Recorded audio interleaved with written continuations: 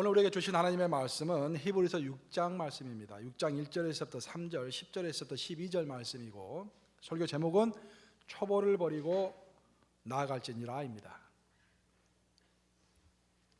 그러므로 우리가 그리스도의 도의 초보를 버리고 죽은 행실을 회개함과 하나님께 대한 신앙과 세례들과 안수와 죽은 자의 부활과 영원한 심판에 관한 교훈의 털을 다시 닦지 말고 완전한 대로 나아갈지니라. 하나님께서 허락하시면 우리가 이것을 하리라. 하나님은 불의하지 아니하사 너희 행위와 그의 이름을 위하여 나타낸 사랑으로 이미 성도를 섬긴 것과 이제도 섬기고 있는 것을 잊어버리지 아니하시느니라.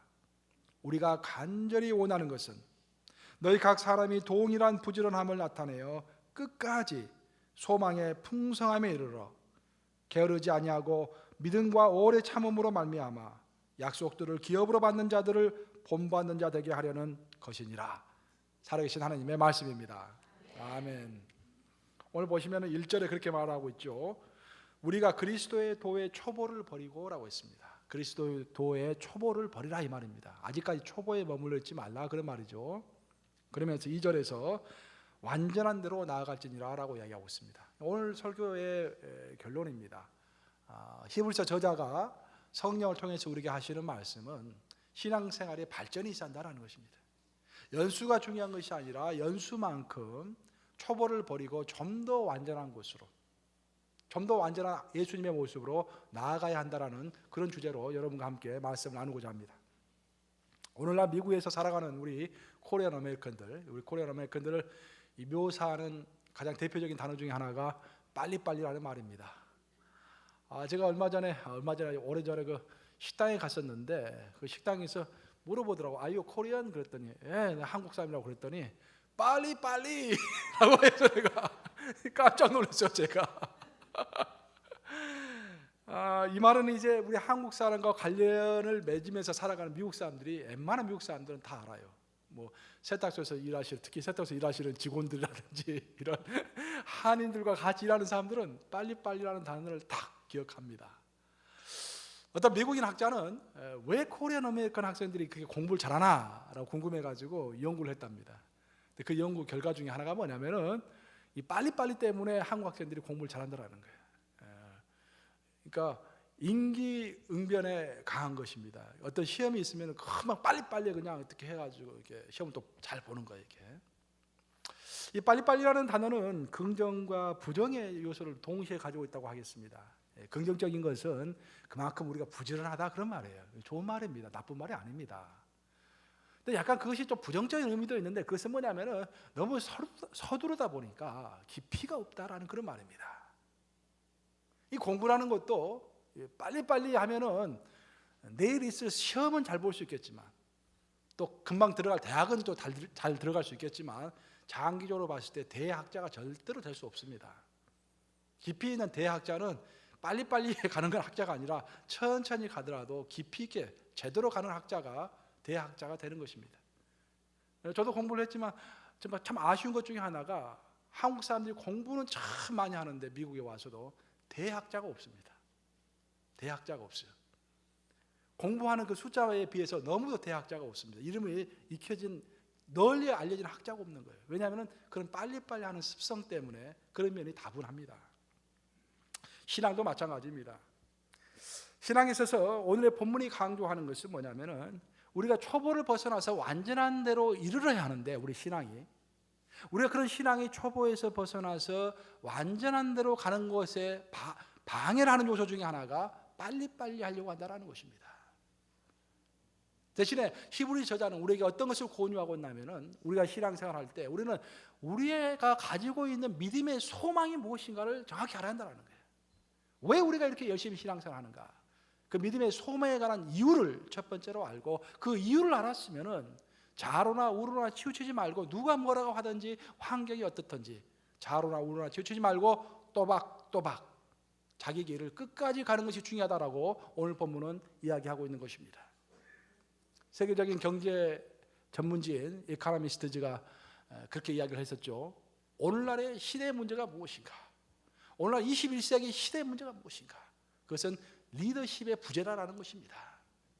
정말 공부하고 똑똑한 사람들은 많이 있는데 진실로 믿고 따를 만한 리더가 그렇게 많지 않다라는 거예요. 왜 그런 결과가 벌어졌느냐? 거기서 분석하기를 어떻게 분석했냐면은 결국 오늘날의 리더의 가장 큰 문제는 속성으로 배출되기 때문이다라는 거예요. 마땅히 거쳐야 할 시간들 다 거치고 여기저기 다 준비된 다음에 리더가 돼야 하는데 속성으로 되는 거야. 21세기의 특징 중에 하나가 뭐냐면은 우리 정치적인 리더라든지 경제적인 리더가 빨리 됩니다. 옛날에는 보통 국회의원만 하더라도 대부분 60대 이상 됐었어요. 60 이상 돼야 이것저것 다 경험해야 이게 국회의원도 하고 대통령도 하고 그랬었어요. 요즘에는 40대입니다. 대부분 40대가 주릅니다. 요즘에는 그만큼 뭐 좋은 면도 있지만 속성으로 배출되는 그런 면이 다분한 것입니다. 바로 그래서 사도 바울은 교회 리더십을 뽑을 때 장로와 권사와 집사를 뽑을 때 함부로 뽑지 말라고 이야기합니다. 오늘 방금 우리가 권사 취임식을 했는데 디모데전서 3장 10절 한번 읽어보겠습니다. 디모데전서 3장 10절 디모데전서 3장 10절 띄우시기 바랍니다. 함께 있습니다. 시작. 이에 이 사람들을 먼저 시험하여 보고 그 후에 책망할 것이 없으면 집사의 직분을 맡게 할 것이요 라고 했습니다. 우리가 교회 지도자를 선출할 때 맨 먼저 해야 할 것은 이 사람을 시험해 봐야 한다는 거예요. 함부로 뽑지 말고 정말 그 사람이 리더의 자격을 갖췄는지 시험해 보라라는 것입니다. 그 다음에 뽑으라는 것입니다. 그럼 무엇을 시험할 것인가? 여러 항목이 있지만 특별하게 사도 바울이 강조했던 것은 바로 디모데전서 3장 9절에 나와 있는 기준입니다. 3장 9절을 한번 같이 읽겠습니다. 3장 9절 시작. 깨끗한 양심에 믿음의 비밀을 가진 자라야 할지니. 우리가 교회 리더를 뽑을 때는 두 가지를 보면서 특별히 강조해야 한다는 거예요. 특별히 첫째는 깨끗한 양심이고 두 번째는 믿음의 비밀입니다. 구약의 시대에는 율법이 중요했습니다. 그 율법을 따라가는 삶이었습니다. 하지만 신약의 시대는 양심이 중요합니다. 왜냐하면 신약의 시대는 성령의 시대이기 때문입니다. 성령님은 우리의 양심과 우리의 생각을 통해서 말씀하십니다. 그래서 우리는 성령께서 인도하신 대로 따라가는 삶을 살기 위해서 우리의 양심과 생각이 항상 깨끗해야 합니다. 예를 들어서 어떤 알프스에 있는 크리스탈 같은 반짝반짝 빛나는 그 좋은 물이 있는데 그 물이 쭉 수도관을 통해서 우리 집까지 배달된다고 생각해 보세요. 물은 너무너무 좋은 물이에요. 근데 그 수도관이 많이 녹수로 있으면은 나는 무슨 물을 받아 먹을까요? 녹물을 받아 먹는 녹물을. 그렇습니다.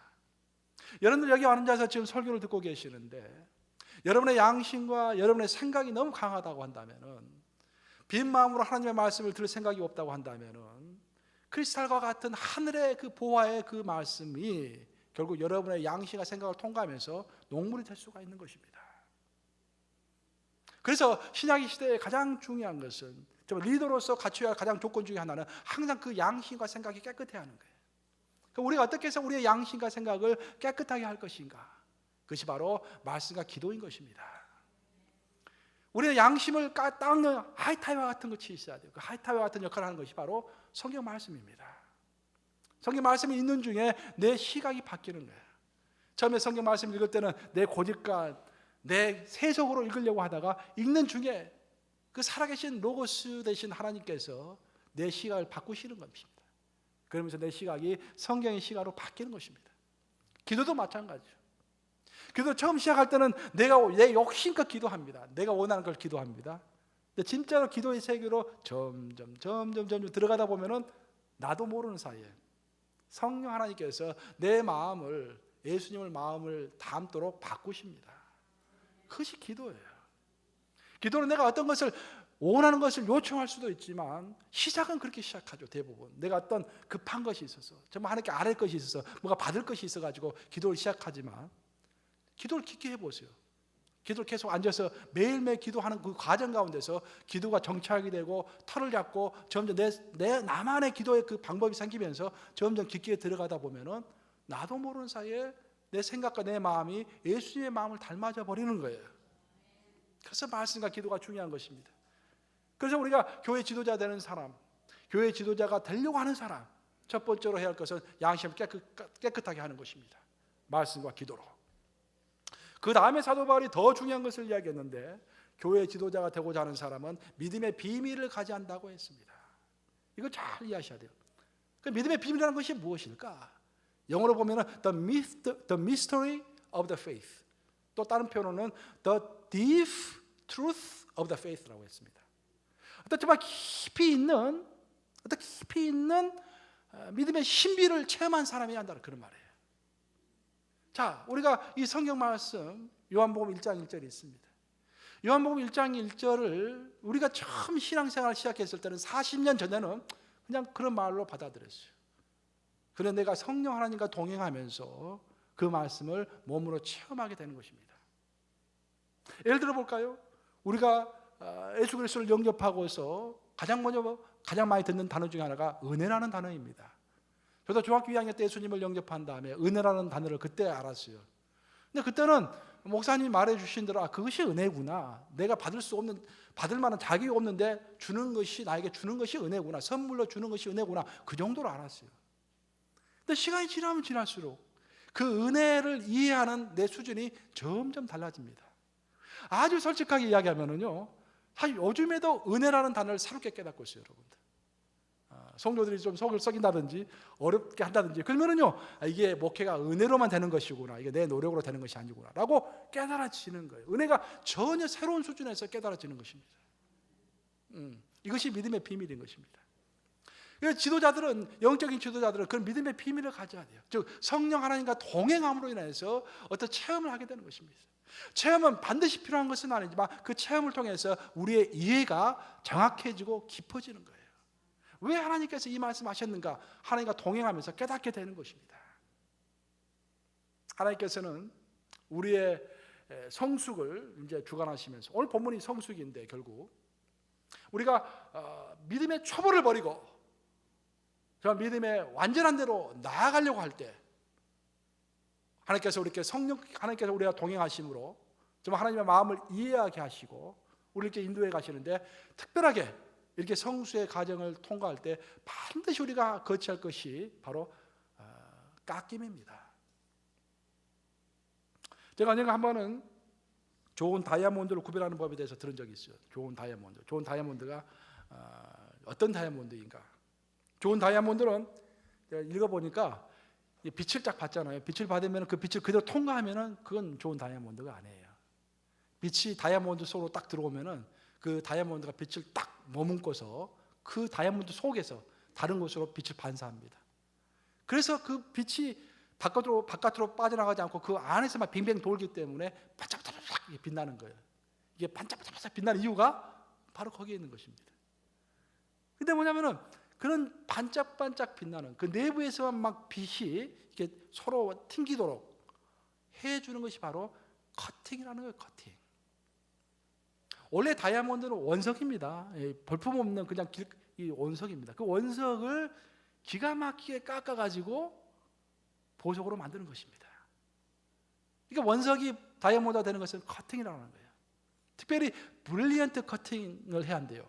브릴리언트 커팅이 뭔가라고 찾아봤더니 그 보석이 있으면은 그 다이아몬드 보석 윗면은요 33개 면으로 깎는다고 합니다. 그리고 그 밑에는 25개의 면으로 깎습니다. 총 몇 개 면으로 깎습니까? 58개로 깎는 거예요. 그래서 얼마나 잘 깎느냐에 따라서 보석이 아주 기가 막힌 보석이 되는 것입니다. 결국 몇 번 깎여야 합니까, 여러분? 58번.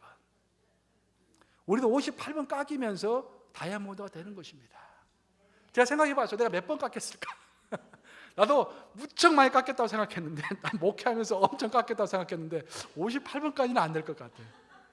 그래서 아직 하산하려면 아직도 멀었구나 내가. 좀 더 많이 깎여야겠구나 이게. 근데 보면은 사실 하나님이 우리를 깎으실 때는 특징이 있는데, 하나님은 사람을 통해서 깎으십니다. 그 민족을 통해서 깎으십니다. 이스라엘 민족이 말을 안 들었을 때는 아시리아 민족과 바벨론 민족을 통해서 깎으셨습니다. 그러면서 그들을 하여금 정신 차리게 하고 귀중한 보석 같은 민족이 되게 하신 거예요. 우리 인간도 마찬가지입니다. 우리 인간을 다른 걸로 딱 깎는 것이 아니라 하나님께서는 내 옆에 있는 사람을 통해서 깎는 것입니다. 참 그러고 보면은 우리 옆에 있는 사람이 고마운 거예요. 싸우고 지지고 볶고 하지만 가정에서도 마찬가지예요. 누가 가장 고마운 사람일까요? 우리의 배우자가 가장 고마운 사람인 거야. 우리를 깎아주니까. 그런 의미에서 우리 옆에 사람한테 한번 이야기해 보세요. 저를 깎아주셔서 참 감사합니다 라고 서로 한번 말해 보세요.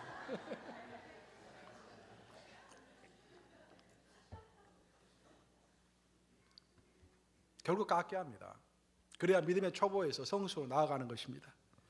히브리서 저자는 오늘 본문을 통해서 초보를 버리고 성숙으로 나아가는 사람이 지녀야 할 결론적인 태도를 이야기하는데, 그것이 바로 히브리서 6장 11절입니다. 히브리서 6장 11절 한번 같이 읽어볼까요? 히브리서 6장 11절 시작. 우리가 간절히 원하는 것은 너희 각 사람이 동일한 부지런함을 나타내어 끝까지 소망의 풍성함에 이르러라고 했습니다. 여기서 우리가 놓치지 않고 꼭 붙잡아야 할 단어가 뭐냐면 부지런함이라는 말입니다. 근데 그 부지런함을 언제까지? 끝까지. 하나님 앞에 가는 그날까지 끝까지 붙들어야 한다는 거예요. 우리 하나님이 우리를 보시기에 우리 인간의 가장 큰 문제는 뭐냐면 한때 잘 가다가 중간에서 끝까지 가지 못하는 것들을 안타깝게 생각하십니다. 사도 바울은 우리의 믿음을 표현할 때 경주라고 표현했습니다. 고린도전서에서 보면은 경주는 마라톤입니다. 그래서 말하는 경주는 마라톤입니다. 고린도 지역에서 있었던 마라톤을 비유해서 이야기한 것입니다. 경주는 마라톤입니다. 신앙을 마라톤이라고 생각했을 때 우리가 마라톤을 한다고 생각해 보십시다. 그 마라톤 주자가 가장 먼저 해야 할 것은 뭐냐면은 벗는 것입니다. 그렇죠? 필요 없는 것을 다 없애는 거예요. 마라톤 하면서 뭐 귀걸이, 목걸이, 뭐 시계, 반지, 부츠 신고 막 아름다운 밍크 코트 입고 마라톤 하시겠어요, 여러분들? 마라톤 하는 사람 다 버려야 합니다. 불필요한 명예도 버려야 돼요. 불필요한 물질도 버려야 합니다. 불필요한 감정도 버려야 돼요. 어떨 때는요, 불필요한 친구도 버려야 합니다. 가감하게 버려야 합니다. 신앙생활 하려면 버리는 것입니다. 하나님은 우리로 하여금 버리게 하시기 위해서 깎는 것입니다. 아픔이지만 깎이면서 우리가 보석 같은 존재로 태어나는 것입니다. 그 원석은, 다이아몬드 원석은 더덕더덕 여러 가지가 붙어있는 원석입니다. 아무 씨알데기 없는 그 원석입니다. 원석. 그 원석을 정말로 기가 막힌 다이아몬드를 만들기 위해서 하나님은 깎으시는 거예요. 필요 없는 부분을 다 깎아내는 것입니다. 그것을 요한복음 15장에서 예수님은 가지치기를 한다라고 말씀하셨어요. 포도나무를 키울 때 우리가 정말로 열매를 잘 맺는 나무가 되게 하기 위해서 필요 없는 가지를 다 쳐주는 것입니다. 우리 예수님께서 정말 사랑하셨던 제자들 중에서도 가장 사랑하셨던 제자가 누굽니까? 세 제자가 베드로, 야고보, 요한, 이 세 제자를 예수님께서는 가장 사랑하셨어요. 그래서 수제자라고 그럽니다. 근데 이 12제자 중에서도 세 제자만 데리고 아주 비밀스러운 일들을 다 보여주셨는데, 그 세 제자가 특별하게 가지고 있는 공통된 점이 있습니다. 뭔지 아세요? 뭐 어려운 질문은 아니에요. 첫째는 단순했습니다. 두 번째는 성격이 급했어요. 그것을 좋은 말로 표현하면 열정이 있었습니다. 단순하고 열정적이었어요. 오늘날의 21세기에 그런 사람들은 좀 어리숙한 사람으로 보이죠. 별로 좀 정치적이지 못하고 뭐 장기를 잘 부리지 못하고 그런 사람들입니다. 예수님은 이렇게 단순하고 성격이 급하지만 열정적인 그 사람들을 부르셨습니다. 반면에 예수님을 따랐던 또 다른 제자들이 있었어요. 니고데모라는 사람이 있었습니다. 예수님이 선지자인 것을 알았고 너무도 사모했기 때문에 한밤중에 예수님을 찾아가서 예수님과 정말 대화를 나누었습니다. 또 부자 청년이 있었어요. 돈이 많이 있는 청년이었지만 예수님을 사모했어요. 그래서 예수님께 무릎을 꿇고 예수님의 제자가 되고 싶다고 했어요.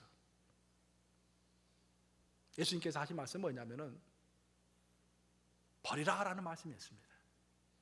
그들은 생각이 너무 복잡한 사람들이었어요. 무엇보다도 생각이 너무 복잡했기 때문에 단순하게 예수님을 따를 수가 없었습니다. 그래서 따라가려고 갔지만 끝까지 따라가지를 못했습니다. 왜냐하면 그들의 생각이 너무도 복잡했기 때문입니다. 반면에 바울은 원래는 굉장히 생각이 복잡했던 학문의 사람이었습니다. 하지만 예수님께서는 내가 이 사람을 꼭 써야겠다라고 선택하시고 부활하신 몸으로 바울에게 나타나셨어요. 그리고 바울은 놀랍게 하나님을 만납니다. 그 과정 가운데서 자신이 이제까지 했던 학문이 아무 쓰잘데기 없다는 것을 알게 되었어요. 그래서 그 학문을 배설물처럼 내가 버렸다라고 고백했습니다. 그렇게 버렸기 때문에 바울은 끝까지 죽을 때까지 하나님과 함께 할 수 있었던 것입니다. 결국 다 가지고서 경주를 할 수 없습니다, 여러분. 다 가지고서 결승점에 끝까지 갈 수 없는 거예요. 왜 우리가 끝까지 가지 못하는가? 버리지 않기 때문에. 하나님은 하나님을 정말로 단순하게 신뢰하고 하나님의 말씀을 단순하게 믿고 복잡하게 생각하지 마세요, 여러분. 하나님의 말씀을 단순하게 믿으시기 바랍니다. 제가 신학을 하면서 성경을 연구하면서 그렇게 열심히 공부한 결과 내 결론은 뭐냐면 하나님의 말씀은 하나님의 말씀으로 단순히 받는 것이 중요하구나. 순종하는 것이 중요하구나. 그것이 결론이에요. 그것이. 저는 삥 돌아서 왔는데 여러분 이렇게 삥 돌 필요가 없어요. 근데 단순하게 믿고 순종하면 되는 거예요. 그리고 삶 속에서 단순하게 실행하는 사람이 되어야 합니다. 그런 사람으로 만들기 위해서 우리 하나님 우리를 깎으시는 거예요. 모세는 몇 년간 깎으셨습니까? 40년간 깎으셨습니다. 모세는 아주 생각이 복잡한 사람이었어요. 내가 민족을 위해서 일해야겠다, 막 그런 말을 했던 사람이에요. 그리고 왕궁에 백그라운드가 있어가지고 아주 복잡한 인간관계도 있었을 거예요. 복잡한 사람이었습니다. 하나님은 그 복잡한 사람을 사용할 수 없었기 때문에 그를 끌어다가 광야로 갖다 놓으셨어요. 광야에서는 아무도 만날 사람이 없었습니다. 복잡하려야 복잡할 수가 없었습니다. 그래서 40년 동안 하나님께서 정교하게 깎으신 거예요. 우리 보통 다이아몬드를 깎을 때 그것을 세공이라고 표현하죠. 그 한자로 찾아보면 정밀하게 깎는다라는 그런 뜻입니다. 하나님 우리를 깎으실 때요, 대강 깎으시는 게 아니라 한 명 한 명 정교하게 깎는 거예요. 정교하게.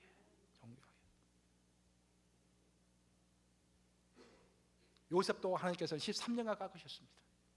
요셉에게는 프라이드가 많이 있었죠. 내가 하나님께서 나를 특별히 사랑하신다라는 그런 프라이드가 있었어요. 그것이 그의 생각을 복잡하게 했습니다. 그래서 아무 생각하지 못하도록 다 깎았어요. 바울도 부활하신 예수님을 만난 후 안디옥 교회로 초빙되기 전까지 하나님께서 약 13년 동안 또 바울도 다 깎으셨습니다. 근데 놀라운 것은 뭐냐면 이렇게 깎고 난 다음에 그대로 두시는 게 아니라 깎으신 다음에는 반드시 하나님께서 그들을 세상 속으로 들어가도록 하신다는 것입니다. 여러분 만약에 예를 들어서 여러분들이 정말 좋은 다이아몬드 보석을 가지고 반지를 가지고 있다 하면은 그 반지 두고서 저녁마다 혼자만 막 보고 감탄하시겠어요? 별 의미가 없죠. 그 다이아몬드를 탁 끼고서 많은 동창회 같은데 많은 사람이 모인 곳에 가서 이렇게 탁 커피를 한 번씩 마시고 싶죠. 커피 마실 때 이게 반지가 탁 보이니까 이렇게 그런 거 아니겠어요? 전부 다. 그게 하나님의 마음이에요, 여러분. 우리 하나님은 우리를 정말 보석처럼 잘 가다듬으신 다음에 그대로 두기를 원치 않으십니다.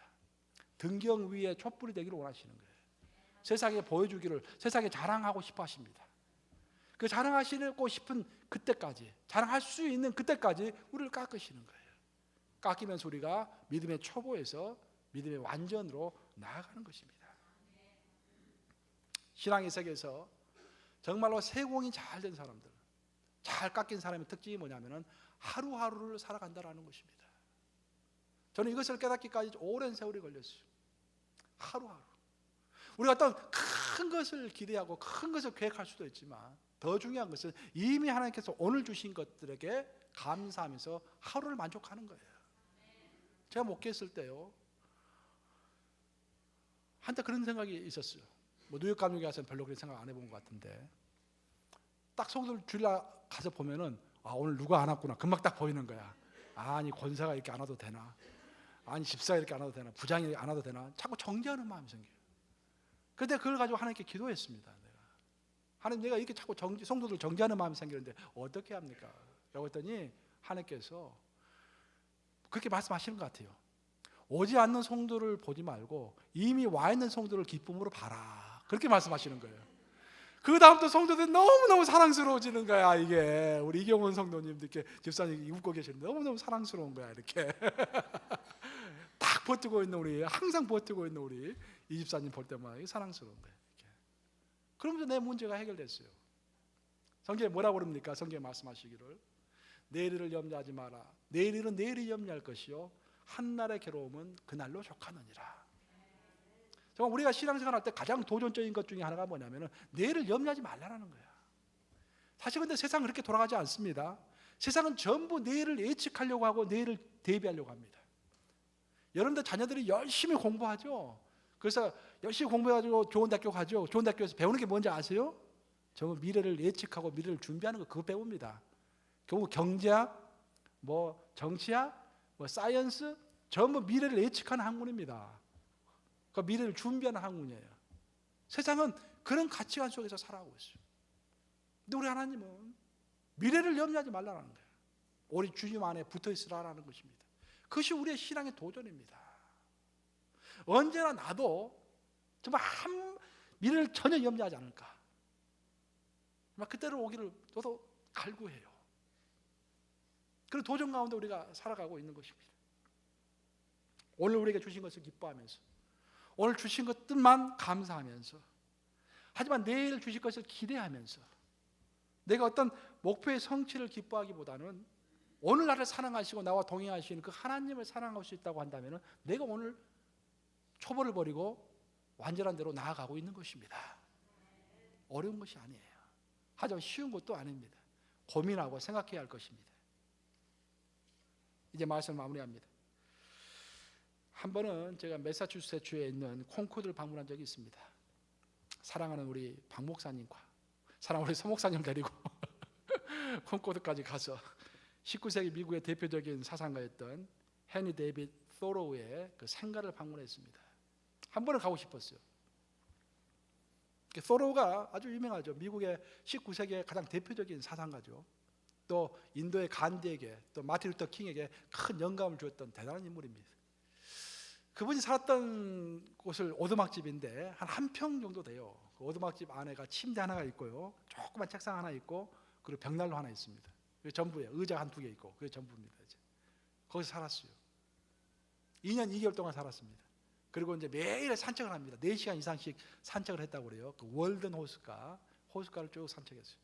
저도 그 월든 호숫가를 쭉 거니면서 기도하고 생각을 했습니다. 그런데 거기서 내가 인상적이었던 게 뭐냐면은, 그 오두막집도 굉장히 인상적이었지만 그 오두막집 앞에가 소로가 했던 그 말이 적어져 있습니다. 저는 그걸 보고 굉장히 좀 좀 충격을 받았어요. 그런 말이 적혀져 있었어요. 나는 죽음을 맞이했을 때 내가 헛되이 살지 않았음을 깨닫고 싶었다. 삶이란 소중한 것이기에 삶이 아닌 것을 살고 싶지 않았다. 저는 마지막 구절이 참 내 마음에 다가왔어요. 삶이란 소중한 것이기 때문에 삶이 아닌 것을 살고 싶지 않았다. 그럼 도대체 삶이 아닌 것이 무엇인가 내가 찾아봤어요. 그러니까 그 말이에요. 뭐냐면은 발전이 없이, 진보가 없이 그냥 초보에 머물러 있는 삶이 아닌 거예요. 그런 삶을 살고 싶지 않다라는 거예요. 그래서 자신은 숲속으로 들어와서 홀로 여기서 묵상 가운데 진보를 위해서 살아갔다, 그런 말입니다. 저는 오늘 이 말씀에 영감을 얻어서 오늘 이 설교를 준비했어요. 삶이 아닌 것을 살아가면 안 됩니다. 진보가 없이 초보에 머물러 있는 것이 삶이 아닌 거라는 그런 말입니다. 그래서 이와 비슷한 맥락에서 사도 바울은 우리에게 이런 말을 했습니다. 이 모든 일에 전심전력하여 너의 진보를 모든 사람에게 나타나게 하라. 디모데전서에서 한 말입니다. 사도 바울이 사랑하는 수제자 디모데에게 그렇게 말했습니다.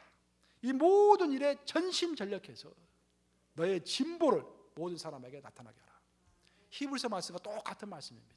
우리의 신앙과 우리의 삶에 진보가 있어야 한다는 것입니다.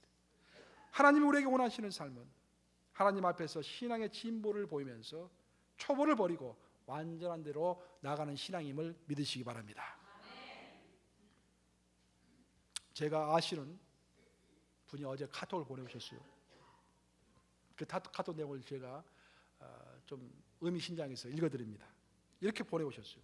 목사님, 눈 감을 때 천사와 마귀 중 누가 내게 손 내밀며 가자라고 할지 무서워요.